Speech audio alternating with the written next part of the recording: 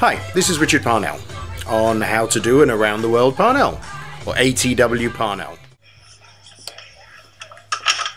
Hi, basically we start the ATW Parnell in the same way we would any normal racket, leaving a little bit more string on the short side because we're going to do the two bottom crosses and the top cross. As you can see, making sure that the clamp is adjusted so that it doesn't crush or the string doesn't slip.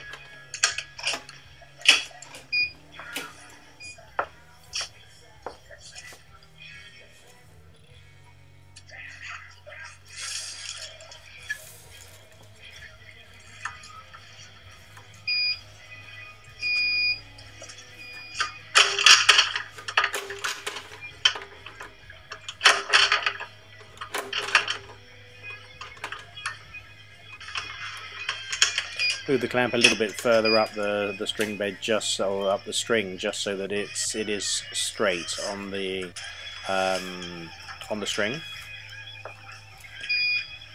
Again, making sure that the frame is straight to the tension head, so that it doesn't wiggle around.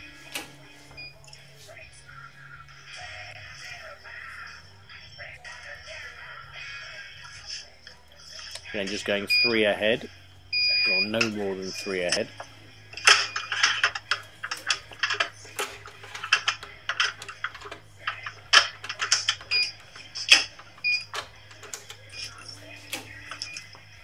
Now, the idea of this Around the World, or this modification of, say, the Universal, is because any frame that has 2 strings coming out below the last main means if you were to use the Universal Around the World, you would have a long run of string down the outside of the frame going from the last main to the bottom cross. So I was doing Universal Around the World on one of those frames, and I didn't like that run. So I thought about it and decided, well, there must be a better way, and I found a way to make less runs, and you'll actually be able to see the improvement on the aesthetic value anyway on the left hand side, where you won't have any long runs at all.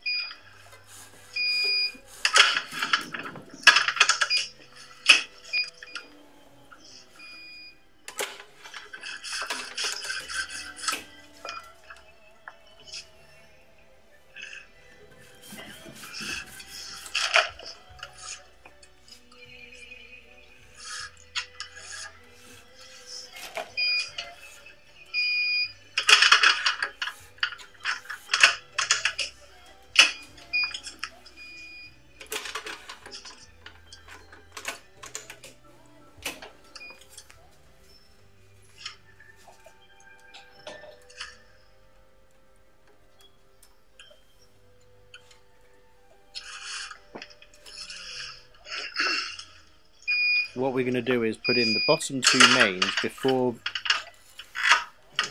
putting in the penultimate main on. We're going to put in the 2 bottom crosses before the penultimate main on the short side. So now the short side is now going to do the bottom 2 crosses. To be able to clamp on the other side, we now need to free up the long side clamp.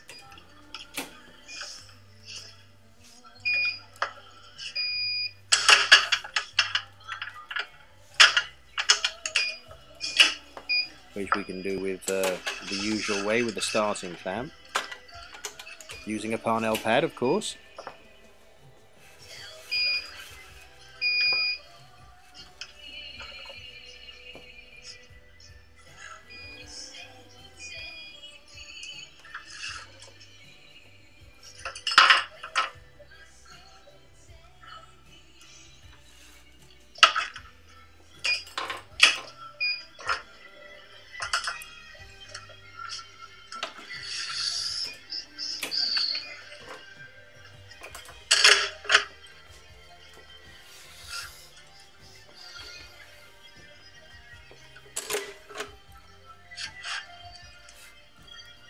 So we do the bottom cross,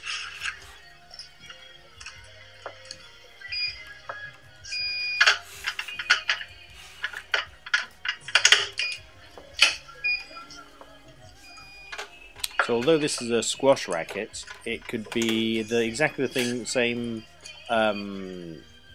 modification, or the same. This Around the World can be used for any tennis racket that has the two crosses underneath the last main.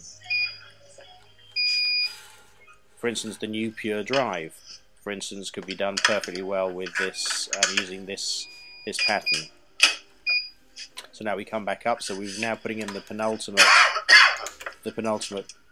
main. Then we're also going to put in the top cross. So we need to get the clamp and the pad out of the way. And you can see on the short side how clean it is. There's no long runs.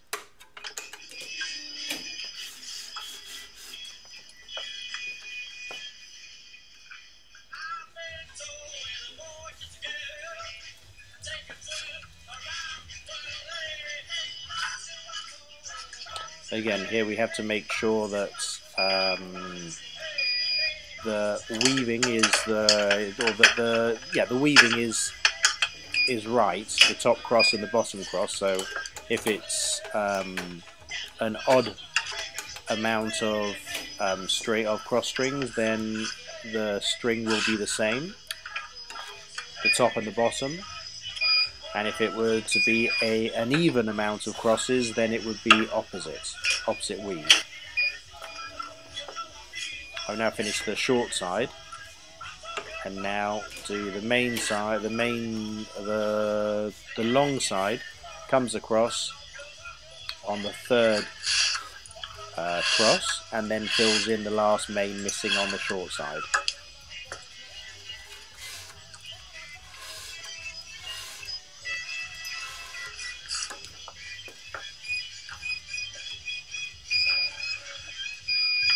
And once the frame comes around, then you'll be able to see how clean it actually looks. The short side, the long side isn't bad either.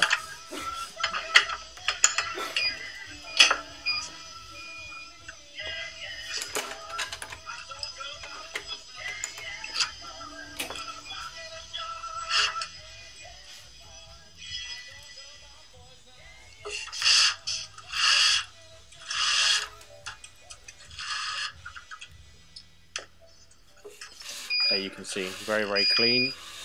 You have no long runs at all.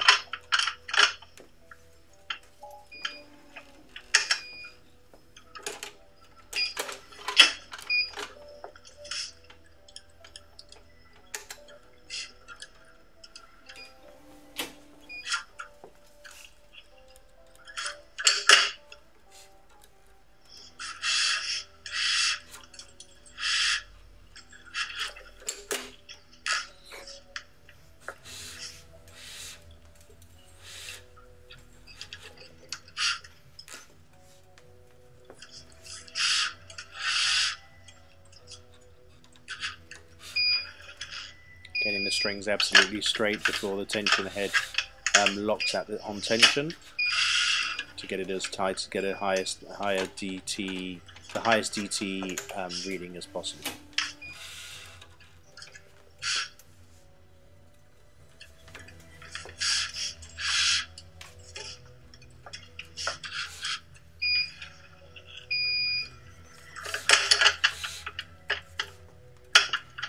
This particular type of Around the World works perfectly with the triad frames as well. It makes them very, very symmetrical.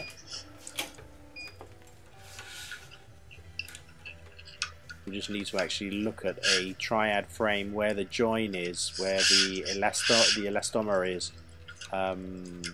between the head and the throat, the piece that actually takes away the vibration. If you use this system, then it actually you have on both sides you haven't got a piece of string that goes across the join. It's above and below on either side, so it is actually more symmetrical.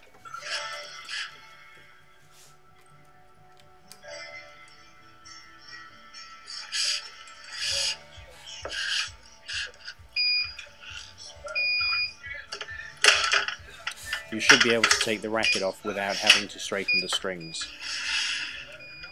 And this is very important also, even when you're placing the clam. If you're not gentle with the placing of the clam, that will push the string out. So you'll actually have to straighten it afterwards.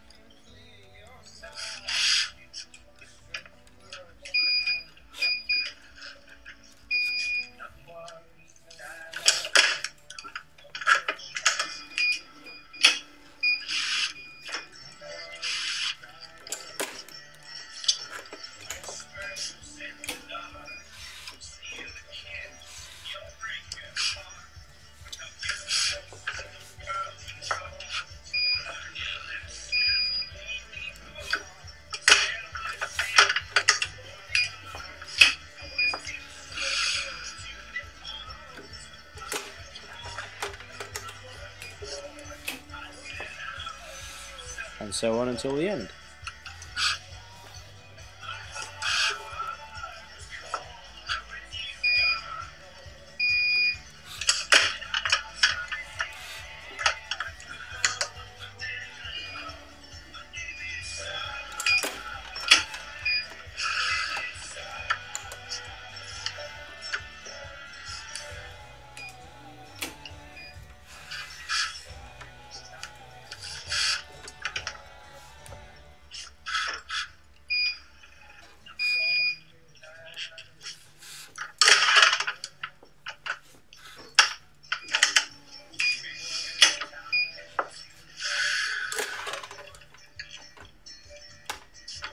And that is all there is to it.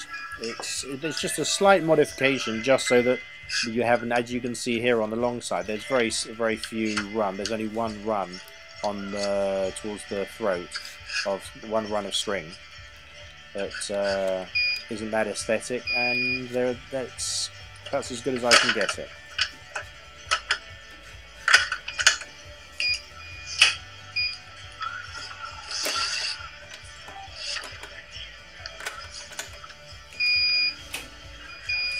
No longer helping going one ahead, so go back to doing one by one. This is an easy weave.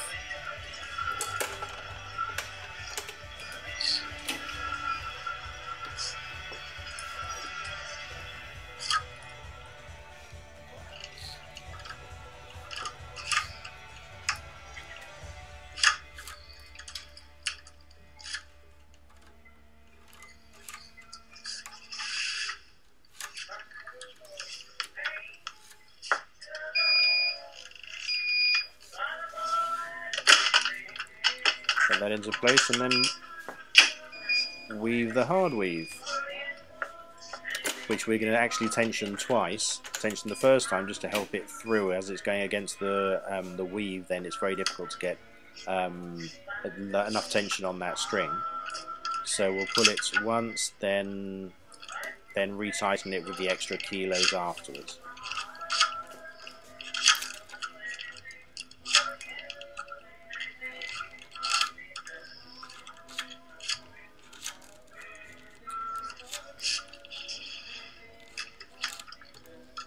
As you can see, the short side is very, very clean.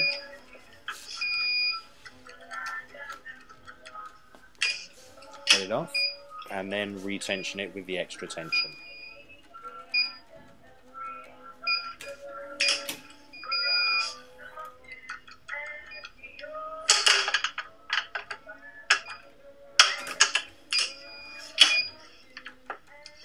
Tie off using a Parnell knot.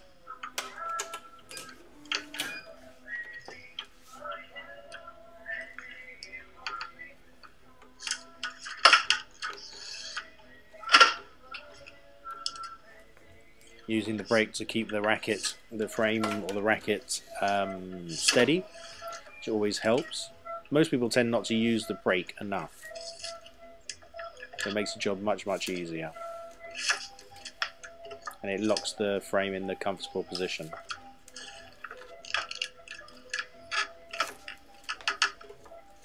Making sure the tag end follows the anchor string.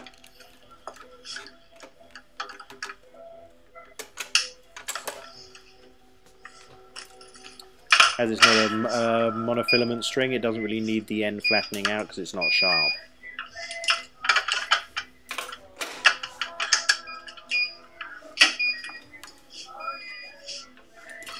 As you can see, very, very short runs on the short side. Short runs of string.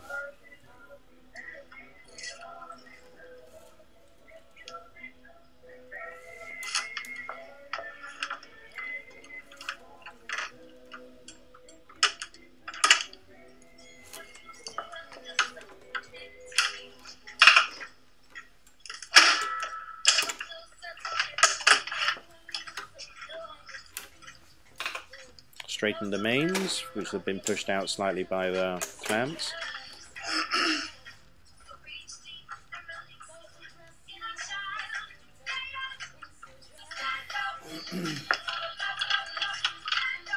And that's it. Thank you very much.